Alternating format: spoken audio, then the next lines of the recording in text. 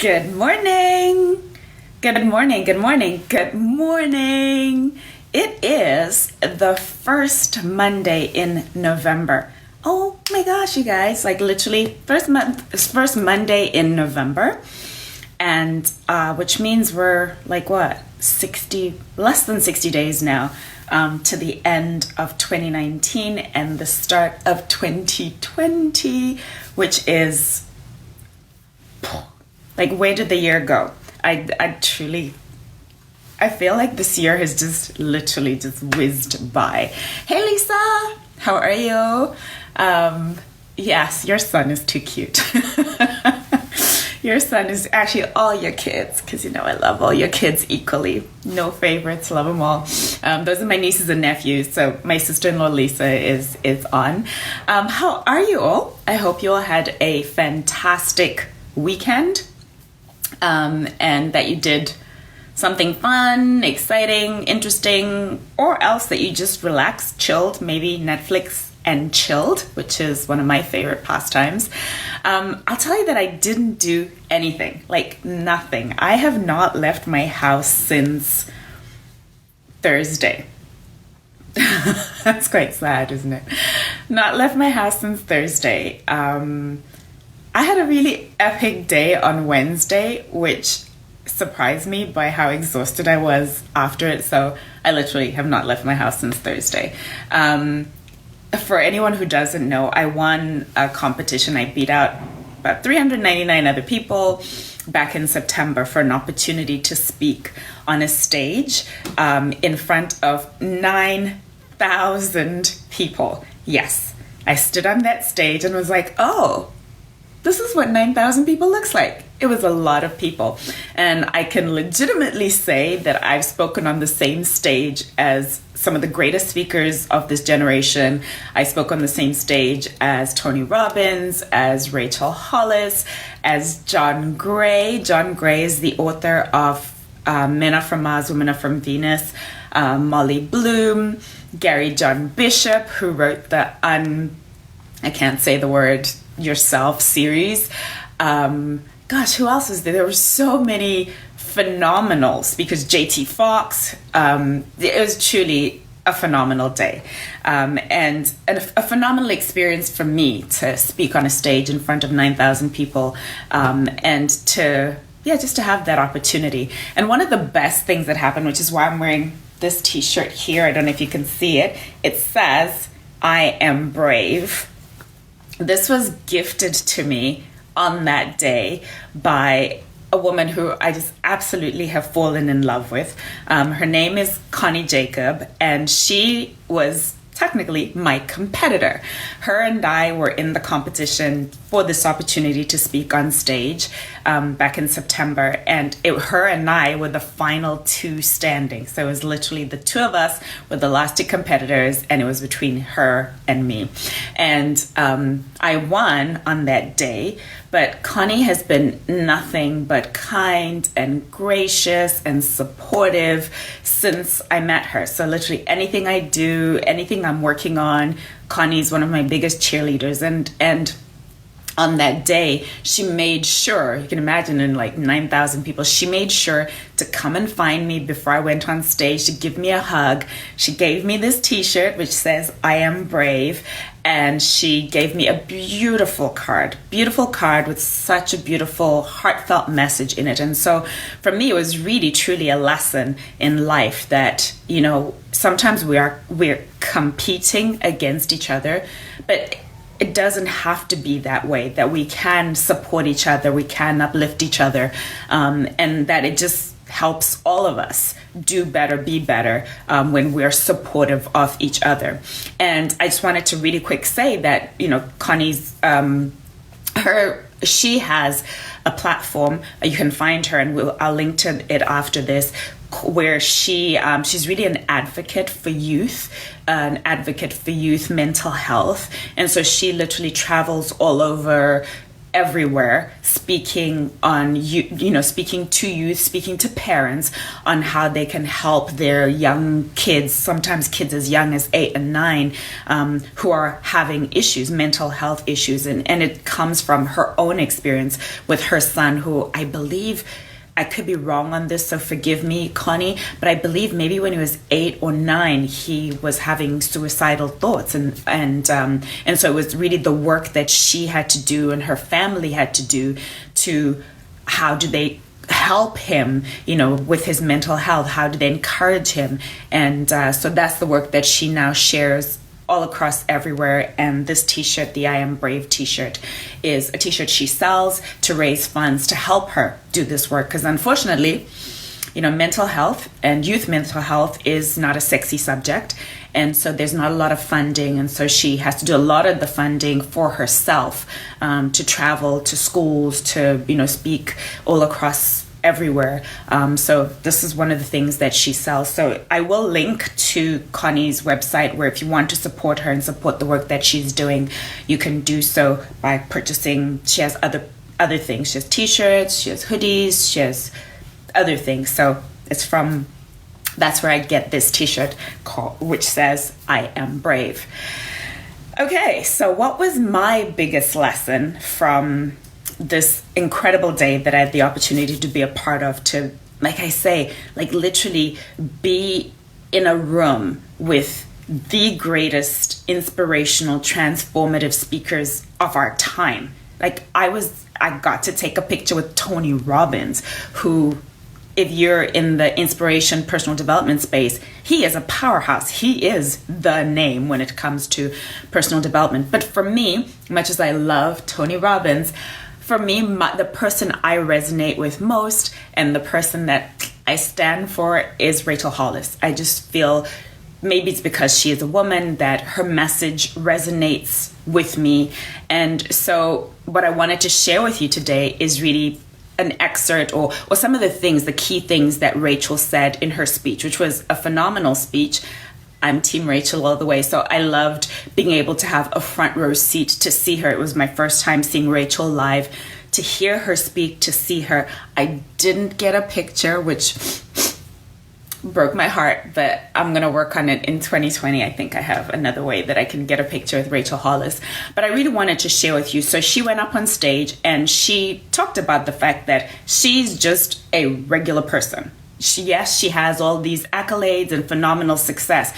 I mean, she had 2 #1 bestsellers in 2018 and 2019. Her book, Girl Stop Apologizing, I believe was second only in worldwide sales to Michelle Obama's autobiography.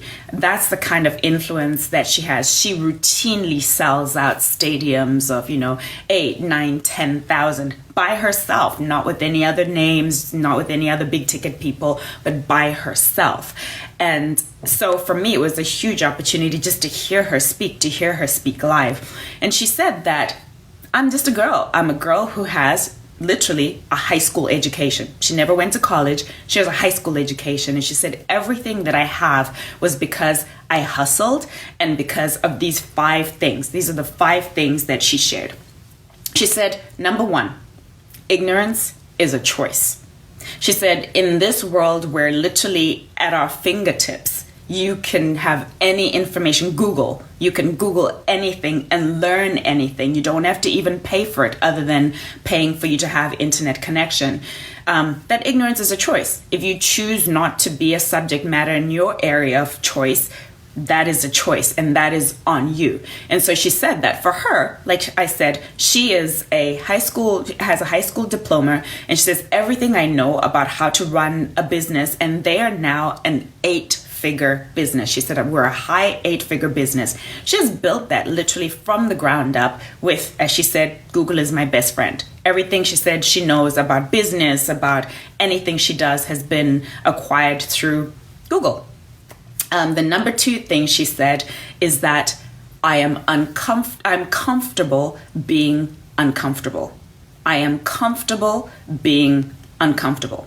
And she talked about how for so many of us, the reason that we don't achieve our goals is because we want to achieve our goals, but only if it's convenient. It doesn't put us out. It's not painful. It doesn't result in us losing friends and whatever else. That we want to be comfortable, but we also want to achieve our goals. And she said the two cannot exist in the same space.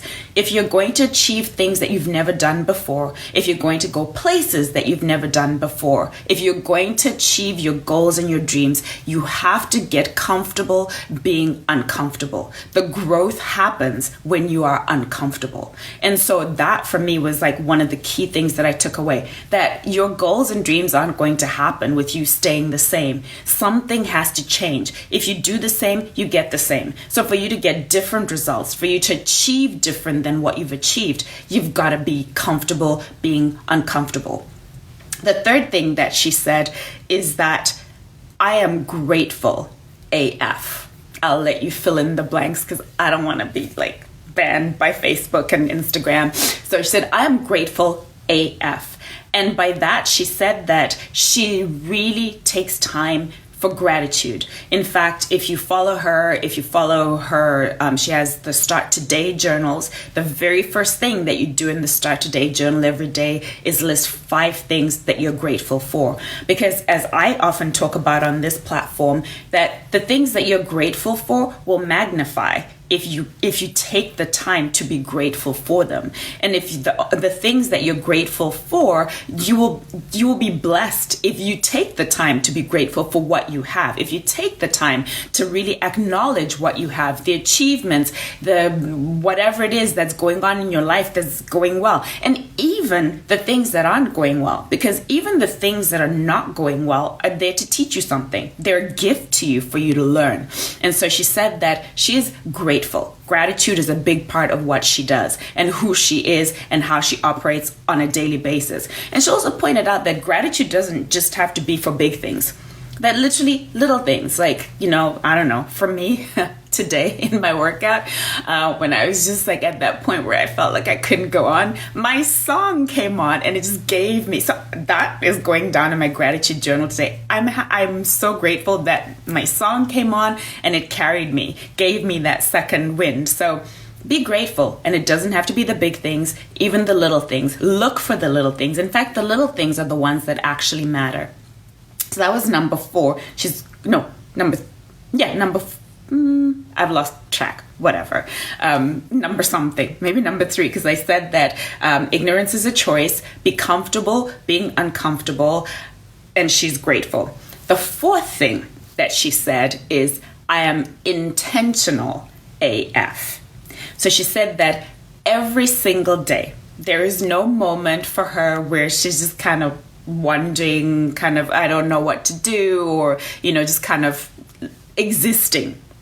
She said that she is intentional about everything that she does. She's intentional about how she spends her time. She is intentional about working towards her goals. That you're achieving your goals isn't just going to miraculously happen. You have to intentionally pursue your goals. You have to make sure that your time is well spent. Because that's one of the things that for so many of us, we underestimate what we can do in a year, but we overestimate what we can do in, say, a day or in a month. And so it's really being intentional. How am I spending my time? And how is this moving me closer towards where I want to be, closer to the person that I want to be, closer to the goals? So she said, I am intentional AF. Okay, and then number 5. This was the one that really, for me was a dagger. She said, I am not afraid to fail. The reason most people don't achieve their goals, the reason most people don't go after their goals is because they are afraid. They're afraid to fail.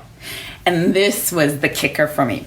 She said that fear of failure is an ego problem. Pause on that for a second. Fear of failure is an ego problem. Because what she said is, when you're afraid to fail, you're afraid because what is so-and-so going to think when they see that I failed? It's about other people. It's not about you. It's about other people and what other people will think. So it's about your ego. It's about you protecting yourself. That, oh, I don't want this person to know that I didn't achieve what I was trying to achieve. Oh, if I try, and also even from yourself that, oh, well, if I try, what if I fail? And that, she said, is all ego. Because she said, I have failed and failed and failed over and over again. And every time I dust myself off, I get up and I go again. And that, she said, you know, like when I started out in this space, in this career, there are other people who started at the same time as me. I have far exceeded any of their success, is what she said. And the reason is not because I was smarter than them, not because I was better than them, not that my products were better or that I'm a better speaker. No. She said the only reason that she has been as successful as she's been is because she has not been afraid to fail. And when she's failed, she's got right up again, dusted herself off, learned the lessons, and gone again. Try again, try again. And like she said, most of us are afraid to fail because what will other people think? And so those were the 5 things that I took away from hearing my personal heroine, like someone I just truly admire so much, speak live on stage last week. And so I'll sum it up for you. So she said, ignorance is a choice. Be comfortable being uncomfortable. Be grateful. Be intentional. And don't be afraid to fail. And those, like, they sound really simple. But she said, literally, those have been the 5 keys to how she's achieved literally the levels of success that she has and why she is going to continue to achieve the levels of success that she has. So I want to say, take those with you, take what you want from that. But it's something that I did. I literally wrote it down because I was so impressed by it. But yes, definitely those are things for us to think about as we go into 2020 and how we want to be and who we want to be and what it is that's going to get us to achieve our goals. And actually, speaking of 2020, I also wanted to say, you know, we're less than 60 days from a new decade. So think about what were the things that 10 years ago, right? In 2010, yeah, I can't get my dates right. In 2010, what were the things that you said to yourself you were going to achieve? And have you achieved them? I know that for many people, there are lots of things that they said in 2010 they haven't achieved. So how is 2020 going to be different for you? How is it going to be? You're going into a new decade. There are literally less than 60 days left. And I think that it's too late for you to start thinking about your goals and your dreams and your vision on January 1st, 2020. Now is the time for you to, like I said, you know, one of the things that Rachel said was she's intentional. Now is the time for you to start thinking about what do you want 2020 to be for you? What are those goals? What are those dreams that you want to work on? What are the ways of being that you need to be to achieve that? And get started working on that. I wish you all an amazing week, and I will see you all same time, same place next week. Have an awesome week, everybody. Hey, Elijah, I see you. How are you? Thank you so much for joining. Hey, Emma, how are you? Hey, Johan, how are you? Great to see you. Hey, Monique, how are you doing? Thank you so much, everybody, for joining. Wish you an amazing week. Mwah.